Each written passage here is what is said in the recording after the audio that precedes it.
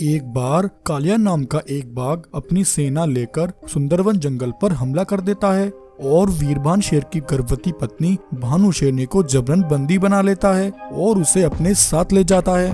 बेचारी भानु शेरनी कालिया बाघ से रहम की भीख मांगती है। अरे कालिया बाघ, मुझे छोड़ दे, मुझ पर रहम कर, ने तेरा क्या बिगाड़ा है। भानु शेरनी, तुम बड़ी मुश्किल से मेरे हाथ लगी हो। तुम्हारे गर्भ में जो संतान पल रही है वो मेरा भविष्य बदल सकती है, इसलिए जब तक तुम्हारी संतान इस दुनिया में नहीं आ जाती तब तक तुम मेरे पास बंदी बनकर रहोगी।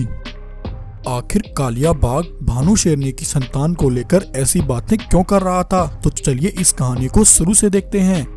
दरअसल आज से कुछ वर्ष पहले वीरभान शेर अपनी पत्नी भानु शेरनी के साथ सुंदरवन जंगल में एक साधारण सी जिंदगी जी रहा था। आज का दिन वीरभान शेर के लिए बहुत ही खुशी भरा था, क्योंकि अभी अभी हकीम भालू ने भानु शेरनी की गर्भवती होने की खबर वीरभान शेर को सुनाई थी, जिसे सुनकर वीरभान शेर के तो खुशी का ठिकाना ही नहीं था। जाओ हकीम भालू और सारे जंगल में जाकर ढोल बजाओ और ढोल नगाड़ों के साथ इस खबर को पूरे जंगल में फैला दो और सबको बता दो कि मेरा बेटा आने वाला है। जाओ भालू जाओ। अब वीरभान शेर के जीवन में सब कुछ ठीक चल रहा था। एक दिन एक पंखों वाला रंगीन शेर आसमान से उड़ता हुआ वीरभान शेर के पास आता है। सुनो वीरभान शेर, मैं एक जादुई दुनिया से आया हूँ। एक दुष्ट कालिया बाघ ने हमारी जादुई दुनिया पर कुछ दिनों पहले हमला करके हमारे महाराज गोल्डन शेर को कैद कर लिया है। वो दुष्ट कालिया बाघ हमारे महाराज पर बहुत जुल्म कर रहा है। लेकिन शेर भाई, मैं आपकी मदद कैसे कर सकता हूँ? वीरभान शेर, हम सब रंगीन शेरों पर एक श्राप लगा हुआ है। हम सब मिलकर भी अपने महाराज गोल्डन शेर को उस दुष्ट कालिया बाघ की कैद से आजाद नहीं करा सकते। केवल एक साधारण सच्चे दिल वाला ही हमारे महाराज को आजाद कर सकता है, और जहाँ तक मुझे पता है इस धरती लोक पर तुमसे सच्चा दिल वाला कोई नहीं है। इसलिए तुम हमारी मदद करो। तुम इसी समय मेरे साथ चलो। रात होते ही कालिया बाघ और उसके सभी सैनिक सो जाते हैं। तुम्हें आज रात ही हमारे महाराज को आजाद करना है। अब देर ना करो। तब वीरभान शेर रंगीन शेर के साथ उसकी जादुई दुनिया में आ जाता है। रात होने पर जब काले बाघ और उसके सभी सैनिक सो जाते हैं, तब वीरभान शेर अपनी पूरी ताकत से उस पिंजरे को तोड़कर गोल्डन शेर को आजाद करा लेता है। गोल्डन शेर वीरभान शेर की बहादुरी देखकर बहुत खुश होता है। अरे वाह वीरभान शेर, मैं तुम्हारी बहादुरी देखकर बहुत खुश हुआ। मुझे पता है तुम्हारी पत्नी गर्भवती है, इसलिए मैं तुम्हारे इस उपकार के बदले तुम्हारी आने वाली संतान को एक वरदान देना चाहता हूँ। तुम्हारी संतान जन्म के साथ ही अद्भुत शक्तियों के साथ पैदा होगी। उसके अंदर ऐसी अद्भुत शक्तियाँ होंगी जिससे कोई भी उसका सामना नहीं कर सकेगा, और तुम्हारी संतान इस धरती लोक पर राज करेगी। लेकिन वहीं गोल्डन शेर की ये सारी बातें कालिया बाघ का एक सैनिक चुपके से सुन लेता है और अपने महाराज कालिया बाघ के पास जाकर सारी बात बताता है। अच्छा, तो उस गोल्डन शेर को आजाद करने वाला वो वीरभान शेर है। वीरभान शेर, ये तुमने बिल्कुल अच्छा नहीं किया। अब तुम देखना, जिस आने वाली संतान का तुम बेसब्री से इंतजार कर रहे हो, मैं उस संतान को तुमसे छीन लूंगा और तुम्हारी उस संतान की सारी शक्तियाँ छीनकर उसे खत्म कर दूंगा। फिर मैं उस गोल्डन शेर को भी नहीं छोड़ूंगा। इस तरह वह कालिया बाघ वीरभान शेर की संतान का जानी दुश्मन बन गया था, और अब कालिया बाघ भानु शेरनी को बंदी बनाकर अपने पास ले आया था, और अब वह भानु शेरनी की संतान का जन्म लेने का बेसब्री से इंतजार कर रहा था। बस अब थोड़े दिन की बात है, भानु शेरनी की संतान जल्द ही जन्म लेने वाली है। अब मुझे इस धरती लोक पर राज करने से कोई नहीं रोक सकता। लेकिन वहीं वीरभान शेर बहुत बहादुर था। वह हार मानने वालों में से नहीं था। वीरभान शेर ने भी ठान लिया था कि वह कालिया बाघ को उसके मंसूबों में कभी कामयाब नहीं होने देगा। एक दिन वीरभान शेर रंगीन पंखों वाले शेरों को मदद के लिए बुलाता है और उनकी रंगीन शेरों की सेना लेकर कालिया बाघ के ठिकाने पर पहुंचता है। रंगीन शेरों की विशाल सेना देखकर कालिया बाघ और उसके सैनिक थर थर कांपने लगते हैं। अरे दुष्ट कालिया बाघ, तूने एक गर्भवती शेरनी को कैद करके बहुत बड़ा पाप किया है। अब तू नहीं बचेगा। गोल्डन शेर की ये बात सुनकर कालिया बाघ की हवा टाइट हो जाती है। वह उसी समय भानु शेरनी को आजाद कर देता है और अपने सैनिकों को लेकर वहां से दुम दुबाकर भाग जाता है। वीरभान शेर अपनी पत्नी भानु को लेकर अपने जंगल वापस आ जाता है। अब कुछ दिन बाद भानु शेरनी एक बच्चे को जन्म देती है। वीरभान शेर और भानु शेरनी अपने बच्चे के साथ हंसी खुशी जंगल में रहने लगते हैं।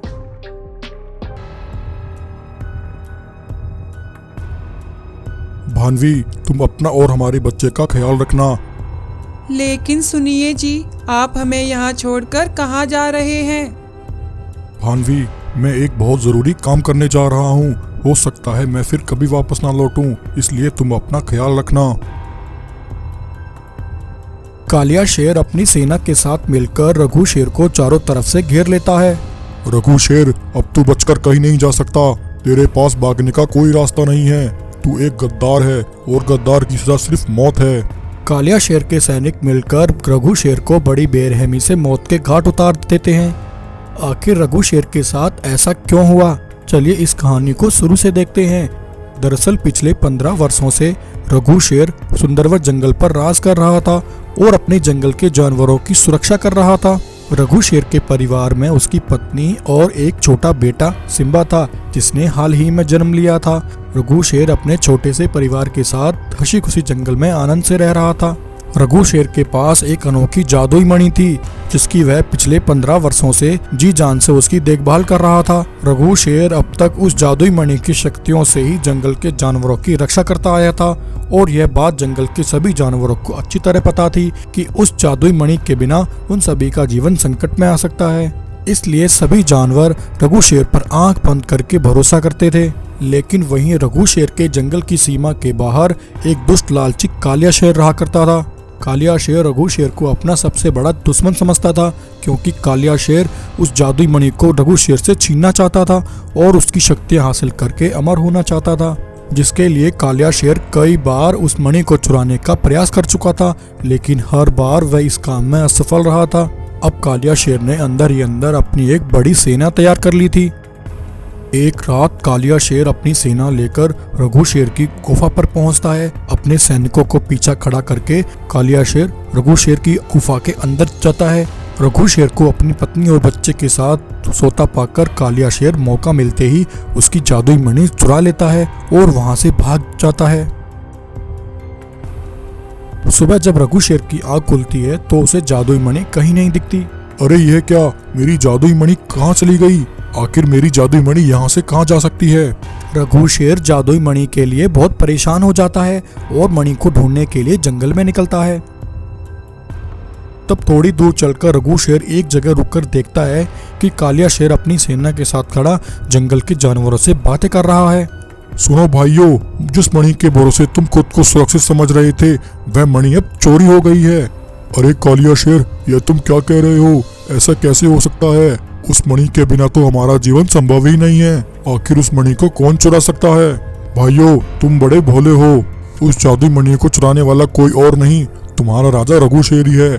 उसने अपने फायदे के लिए उस जादुई मणि को तुम सबसे छिपा लिया है। उसने तुम सबसे गद्दारी की है। वह एक गद्दार है और उस गद्दार को जीवित रहने का कोई हक नहीं है। यूं कालिया शेर ये सब बातें बोलकर जंगल के जानवरों को रघु शेर के खिलाफ भड़काने लगता है। वहीं रघु शेर कालिया शेर की ये सारी बातें सुन लेता है। अच्छा, तो ये दुष्ट कालिया शेर जंगल के जानवरों को मेरे खिलाफ भड़का रहा है।